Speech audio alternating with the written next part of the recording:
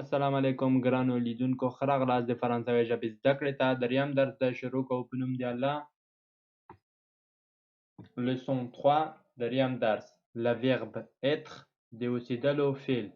د اوسېدلو فعل ما دلته مې استعمال کړی دی فاعلو ته. لوله مې je suis, tu es, il est, elle est, on est. او که دلته یې وجنګوو د on est, nous sommes, vous êtes, ils sont, elles sont. اوس یې له معنا سره لولم. je suis کنې زه یم. tu es ته یې. il est هغه هلک یا هغه سړی دی. elle est هغه ښځه یا هغه نجلۍ دی. on est موږ یو. nous sommes موږ یو. vous êtes تاسې یئ.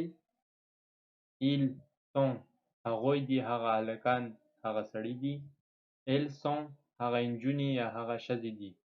اوس دلته یې په یو څو مثالونو کې استعمالوم تر څو ښه پوه شئ چې څنګه دا فعل استعمال کړو. اگزامپل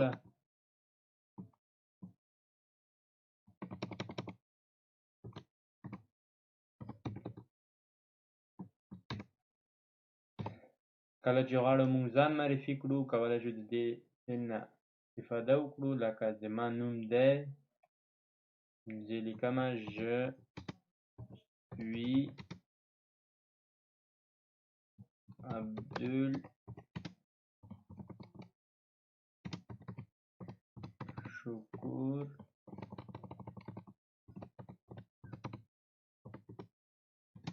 NZ.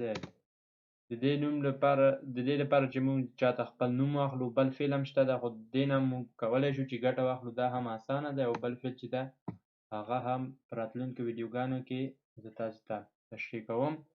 اوس په دې فعل هم کولی شو د اوسېدلو په فعل کنې je suis عبدالشکور NZ یعنې زه عبدالشکور یم.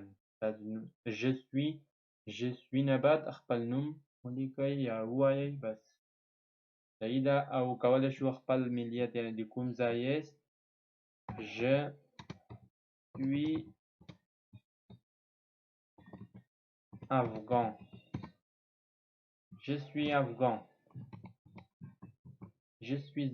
je suis afghan. او کله چې موږ دا تیز وایو یا هم ویجنګو دلته لیزیون کیږي.